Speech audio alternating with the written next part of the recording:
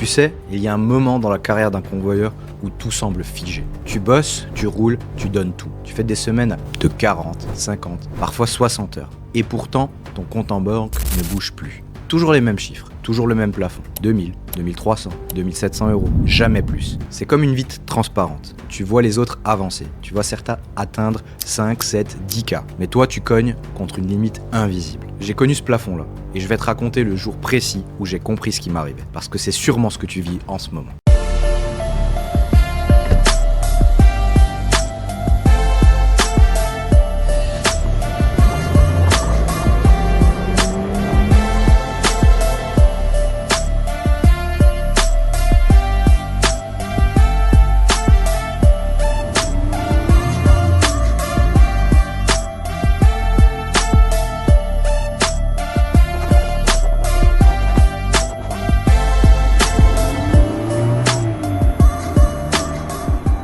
Le jour où mon business m'a mis face à mes propres limites. C'était un mercredi. Je venais de boucler une mission pour un pro classique. Je livre la voiture, je fais signer, je prends le train retour. J'étais sur le quai, le soleil commençait à descendre et j'ai eu ce moment de flottement. Tu connais ce sentiment où ton corps avance mais ta tête reste bloquée derrière toi quoi. Je regarde mon téléphone, 3 missions dans la journée. Une 4e prévue le lendemain matin. Rentabilité correcte, client content. Et pourtant, au fond de moi, un truc n'allait pas. Je sentais que je tournais en rond, je roulais, je faisais mon boulot, mais mon horizon n'avançait plus en fait. Et c'est là que tout a explosé mentalement. Je reçois un message WhatsApp d'un ami convoyeur. Gros, j'ai fait 6800 € ce mois-ci. Je t'explique si tu veux. Je suis resté planté là, au milieu du quai, téléphone à la main. 6800 €, avec le même métier, les mêmes voitures, le même marché. Pourquoi moi je plafonnais à 2-3K? Le plafond n'était pas dans le métier, il était dans ma tête. Et ce que je vais te dire va te piquer un peu. Mais si tu veux vraiment passer au niveau supérieur, il faut l'entendre.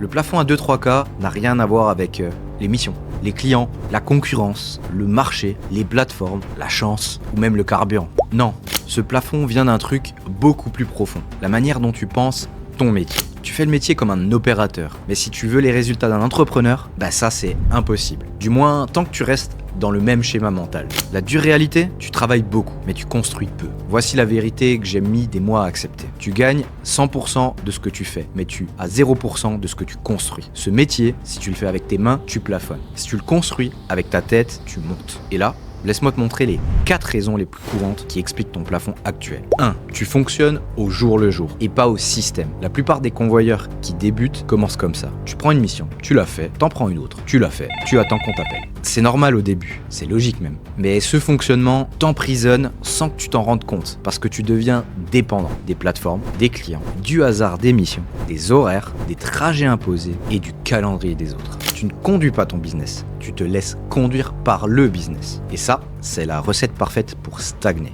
2. Tu ne sais pas organiser ton temps de façon rentable. Ce point-là, personne ne l'enseigne. Même les pros n'en parlent pas. Mais c'est l'une des véritables clés de la montée en gamme. Parce que devenir rentable, ce n'est pas faire plus de missions. C'est faire les bonnes missions au bon moment et dans le bon ordre. Beaucoup de convoyeurs enchaînent sans stratégie, acceptent tout ce qui passe, ne regroupent pas les zones, ne maximisent pas les trajets, ne planifient pas la semaine. Résultat, ils roulent beaucoup et gagnent peu. Tu peux faire 30 missions dans un mois et finir à 2200 €.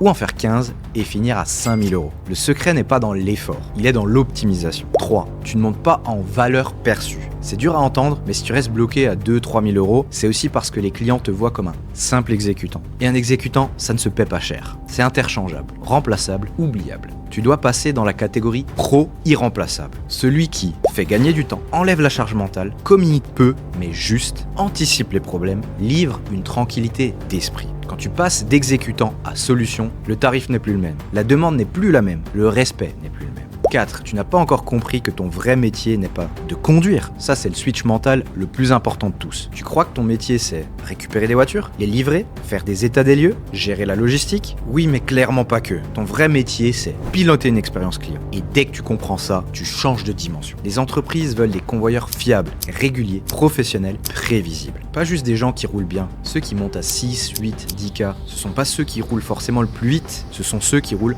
plus intelligemment. L'histoire de Karim, le convoyeur qui a brisé son plafond sans rouler plus. Karim était exactement dans cette situation. 2400 € par mois en moyenne, toujours les mêmes semaines, toujours les mêmes missions. Un jour, il me dit « Je comprends pas, je travaille dur, mais je n'avance plus. On reprend tout. Je vois exactement ce qui bloque. Il accepte de trop petites missions, non rentables, il ne structure pas ses journées, il n'a aucune montée en gamme, il a un discours hésitant, il vend un service, pas une expérience. On corrige. Semaine après semaine, il commence à refuser ce qui n'a pas de sens. Il restructure, il prévoit, il anticipe, il professionnalise. En 2 mois, il passe de 2400 € à 4800 €. Sans rouler plus, sans faire plus d'heures, juste en pensant différemment. Et en me racontant ça, un soir, il me dit une phrase qui m'a marqué. En fait, j'avais le bon métier, mais pas la bonne mentalité. Le switch mental majeur, tu ne gagnes pas plus en travaillant plus. Tu gagnes plus en travaillant mieux. C'est dur, parce que notre instinct naturel, c'est en faire plus, rouler plus, accepter plus de missions, serrer les dents, tenir, forcer. Mais l'entrepreneur ne pense jamais comme ça. L'entrepreneur optimise, structure, prévoit,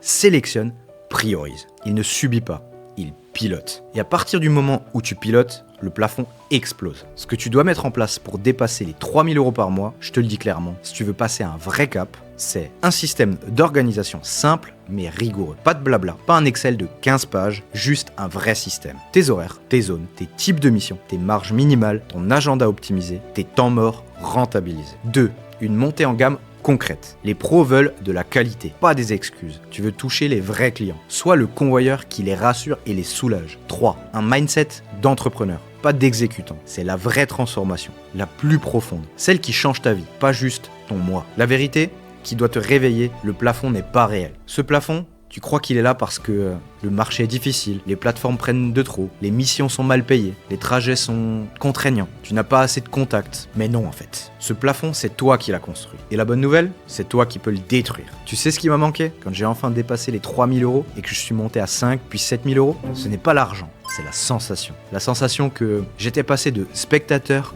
à pilote, d'exécutant à entrepreneur, de convoyeur à référence. Et cette sensation, je te la souhaite, parce que c'est le début d'un autre monde. Et le moment où tu arrêtes de subir et où tu commences à construire. Si tu veux que je continue la série et que je t'envoie le prochain sujet, prends 2 secondes, mets un pouce bleu, et si tu veux suivre toute l'évolution, abonne-toi. Tu vas gagner du temps. Beaucoup de temps. Et maintenant, je te laisse avec ce que j'ai compris ce jour-là, sur le quai. Personne ne devient grand par hasard. C'est un choix, un engagement, une transformation. Oh le fame.